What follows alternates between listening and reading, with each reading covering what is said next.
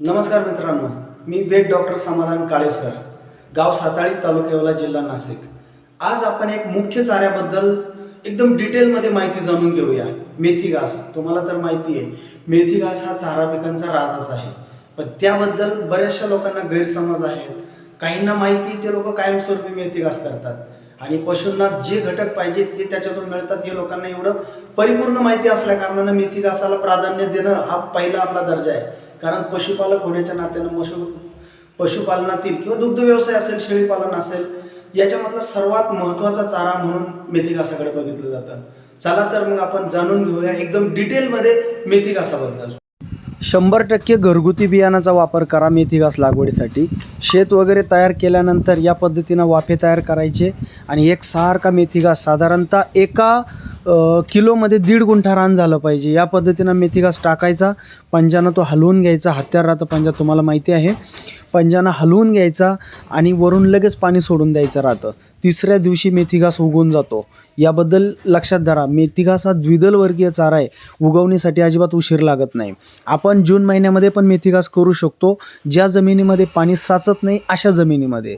साधारणतः 1 ते 20 जूनच्या आसपास आपण मेथी घास करायचा, कारण सुरुवातीच्या काळामध्ये मोठे मोठे पाऊस नसतात किंवा पाणी जास्त काळ साचून राहत नाही, जमिनीची भूक भागलेली नसते. त्यामुळं त्या टप्प्यामध्ये मेथी घास अतिशय योग्य सक्सेस होऊन जातो. आणि दुसरा टप्पा आहे ऑक्टोबर ते जानेवारी, ज्या टप्प्यामध्ये थंडीचा मोसम राहतो. त्या टप्प्यामध्ये मेथी घास तुम्ही बिंदास करू शकता.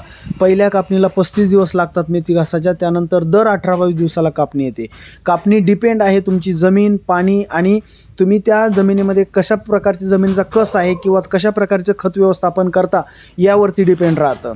मेथी घास एकदा लागवड जर केला तर 3 वर्षापर्यंत आरामात चालतो. दर 18-22 दिवसाला तुम्हाला प्रति कापणीला 4 ते 5 टनाचं ॲव्हरेज मिळतं प्रति एकरी. हे लक्षात असू द्या. फक्त मेथी घासाच्या वाढीसाठी साधारणतः 10-26-26 बुरशीनाशक साप आणि मल्टीप्लायर म्हणून नाव ऐकलेलं असेल तुम्ही. 100% पोटॅशियम ह्युमेट आणि फुल्विक ॲसिड येतं. या प्रोडक्टचा जर वापर केला मल्टीप्लायरचा, मी जाहिरात करत नाही आहे, फक्त सांगतोय, त्याचे रिझल्ट खूप छान आहे. डायरेक्ट मांडीला कमरेला घास लागतो. असे पण आम्ही प्लॉट बघितलेले मल्टीप्लायर वापरानं. राहिला विषय आता मेथी घासाच्या बियाणाबद्दल सांगतो. मेथी घासाचं मार्केटमध्ये जे दुकानमध्ये बियाणं मिळतं 99% ही फसवेगिरी आहे. 3 वर्षाच्या नावाखाली आपल्याला फक्त आणि फक्त 2-4 कापण्या होतात, पातळ पडतं, अमरवेल येतो. यामुळं काय झालं आहे, तो मेथी घास बदनाम झाला आहे. नाहीतर मेथी घासासारखा दुसरा कुठलाच चारा नाही आहे मित्रांनो. लक्षात धरा, द्विदल वर्गीय 14 ते 20% प्रोटीनचं प्रमाण असणारा, क्रूड प्रोटीनचं प्रमाण असणारा, सर्व घटक परिपूर्ण असणारा एकमेव चारा जर म्हटलं तर मेथी घास येतो. पशूंना इतका आवडतो की त्याची कुट्टी करावी लागत नाही, काहीच नाही करावं लागत. डायरेक्ट कापायचा आणि टाकायचा राहतो. जनावरांना कितीही घाला तुम्ही, जनावर ते खातच राहणार, कधीच कंटाळा करत नाही. अगदी 2 टाईम जरी दिला तरी ते जनावर खाणार. शेळ्या असू द्या तुमच्या, गाई असू द्या, म्हशी असू द्या, मेंढ्या असू द्या किंवा अगदी टांग्याचे घोडे किंवा बैल असू द्या, या जनावरांच्या आहारामध्ये 1 टाईम मेथी घासाचा पोटभर वापर करा. नक्कीच तुम्हाला त्यांच्यात वजन वाढ दिसेल, चमक दिसेल. आणि महत्त्वाचा घटक, दुग्ध व्यवसाय जर करत असाल ना, तर दुग्ध व्यवसायामध्ये जनावराच्या अंगावरती लगेच चकाकी येते आणि दूध हे 100% वाढतं. 2 ते 5 लिटरपर्यंत दुधाची वाढ होते. कारण द्विदल वर्गीयमध्ये सर्वात बेस्ट चाऱ्यामध्ये गणला जाणार म्हणजे मेथी घास आहे. मेथी घासाबद्दल आता अजून एक मिथ्य सांगतो तुम्हाला. याच्यामध्ये तुम्ही जर घरगुती बियाणं पकडत असाल तर लक्षात असू द्या, शिवरात्रीनंतर 3 वर्षाचा घास पूर्ण झालेला पाहिजे आणि महाशिवरात्रीनंतर बेणं पकडायचं राहतं. बेणं पकडण्याची प्रोसेस अशी आहे, बेणं पकडतेवेळी पाणी हे ताणून द्यायचं आहे त्या पिकाला, जेणेकरून त्याची वाढ कमी होईल, फुलांची संख्या वाढेल आणि बियाणासारखा योग्य झाला की त्याची कापणी करून तो वाळून मग त्याचं बियाणं पकडायचं राहतं. जेणेकरून घरगुती बियाणं जर असलं तर मेथी घास आरामात 3 वर्ष चालतो. बाकी दुकानचं बियाणाचा मेथी घास हा 1 वर्षसुद्धा चालत नाही. आणि अमरवेल आल्या कारणानं आपण परेशान होऊन जातो आणि आपण नाव ठेवतो त्या मेथी घासाला नाव ठेवतो, त्या पिकाच्या वर्गवारीला नाव ठेवतो. तसं काहीच नाही आहे. अजून एक महत्त्वाची गोष्ट, मेथी घास करतेवेळी जिथं पाणी साचणार नाही अशा ठिकाणीच मेथी घास करा किंवा थोडं उताराच्या जागेला जर मेथी घास केला तर अतिशय बेस्ट येईल.